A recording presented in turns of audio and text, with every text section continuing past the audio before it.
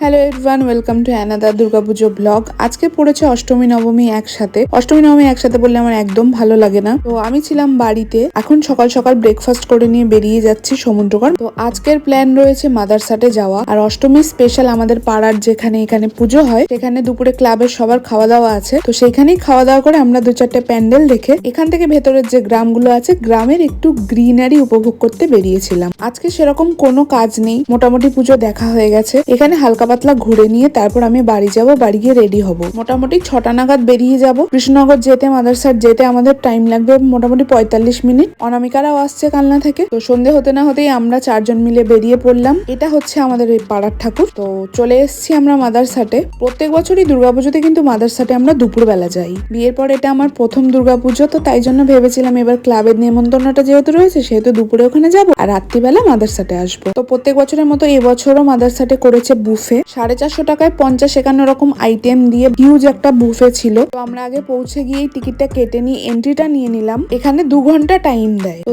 2 ঘন্টার মধ্যে যত খুশি খাবার, আনলিমিটেড। বুফে মানে তো বোঝোই বুফেতে কি কি ছিল। আর বুফে ডিটেলস যদি দেখতে চাও তাহলে আমি আলাদা করে একটা ভিডিও করেছি, যেটা আমি খুব তাড়াতাড়ি আপলোড করবো, তো সেটা চেক আউট করতে পারো। তারপর আমরা এন্ট্রি করতেই দেখতে পারি একদম হিউজ এরিয়া, বিয়ে বাড়ির মতন করে সাজানো, খুব সুন্দর লাগছিল অ্যাম্বিয়েন্সটা। ঢুকতে ঢুকতেই পেয়ে গেলাম 2 রকমের ওয়েলকাম ড্রিঙ্কস। একটা হচ্ছে স্ট্রবেরি সামথিং স্মুদি, আর একটা হচ্ছে লিচি কাফির লাইম। তো দুটোই খেতে বেশ ভালো ছিল। স্টার্টারে ছিল পনির অমৃতসরি, ভেজ এলো জেলো, fish batter fry, tandoori chicken, আর অনেক কিছু। প্লেট দেখে বুঝতেই পারছো কতটা স্টার্টার খেয়েছি। এরপর সোজা চলে যাব আমরা মেন কোর্সে। মেন কোর্সেও ছিল হিউজ আইটেমস।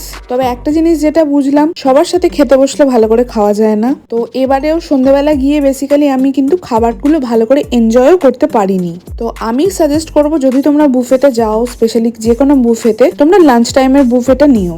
লাঞ্চ টাইমে অনেক খাওয়া যায়, এনজয় করা যায় ব্যাপারগুলোকে। তো যাই হোক, সমস্ত কিছু খাওয়া দাওয়া করে নিয়ে আমরা এখন বেরোচ্ছি। আমাদের টাইম আপ হয়ে গেছিল, তাও 5-7 মিনিট আমরা এক্সট্রা ছিলাম। এখান থেকে সোজা চলে যাব বাড়ি। তো মোটামুটি খেয়েছিলাম, অনেকটা পেট ভর্তি হয়ে গেছিল বলে আমরা এখানে খানিকক্ষণ ওয়েট করছিলাম। তো এভাবেই আজকের দিনটা আমরা শেষ করলাম। আশা করি তোমাদের পুজো ভালোই কাটছে। দেখা হচ্ছে আবার পরের ভিডিওতে। টাটা।